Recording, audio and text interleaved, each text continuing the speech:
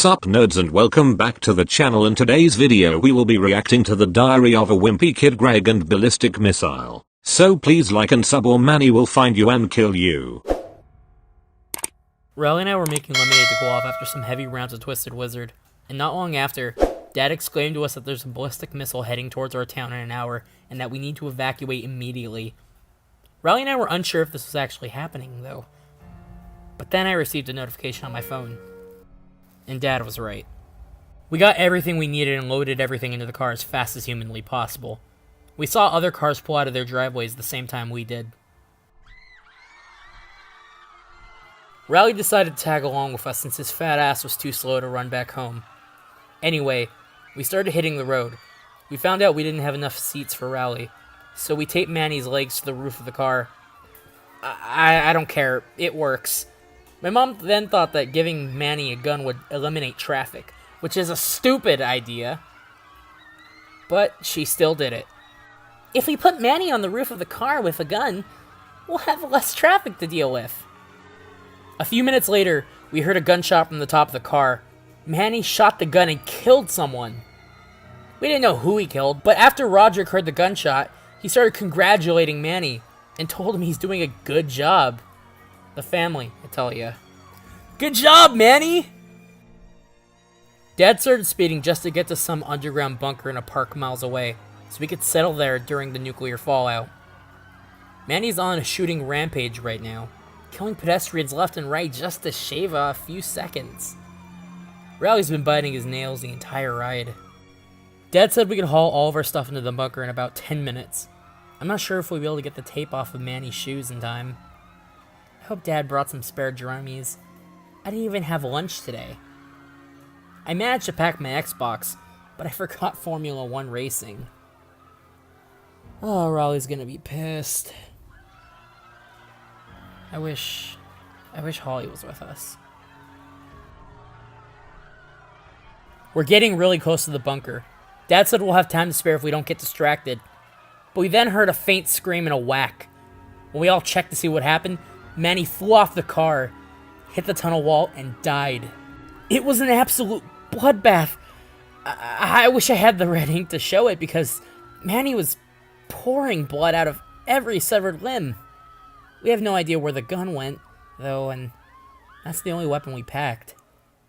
This is not a good sign. After the Manny incident, we kept driving.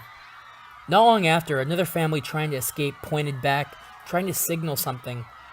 Turns out there's a car driving at 120 miles per hour, and it's crashing into every car, and is still running. We parked into an empty parking lot just in time before the car came and killed us all. I can't say the same for the other family, though.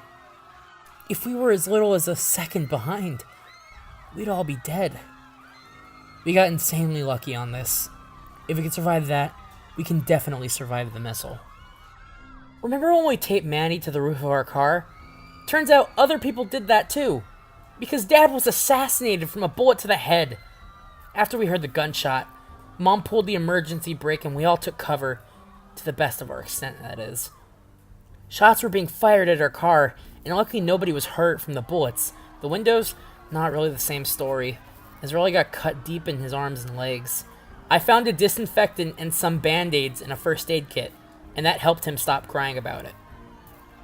We had to dump Dad off the side of the road, and Mom had to take the wheel. She immediately went ham on the gas pedal for a while. Yeah, for a while, the ride was perfectly fine, until we ran out of gas. There were no open gas stations, so we had two choices. Run to the bunker on foot with all of our supplies, or jack someone's car. What did you think we chose? There was a family of 3 getting into a car that was right next to us when we ran out of gas. These dumbasses placed a shotgun on the roof of their car. And thanks to that, we easily offed those fuckers. Turns out they have a lot more supplies than we did in our car. They even packed drummies! 5 boxes of them, in fact. There was a slight, and by slight, I mean huge, problem with our car raid, though.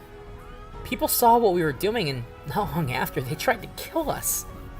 Not for our new supply haul, oh no, but for killing those 3 idiots? Were they their cousins? Well, I never got an answer to that, as Rodrick slammed them in the head with a bat. But they then beat the absolute shit out of Rodrick. I had to escort him back to the car before they could deal any more damage to him. He could have died. Fucking Rodrick! The goddamn piece of shit!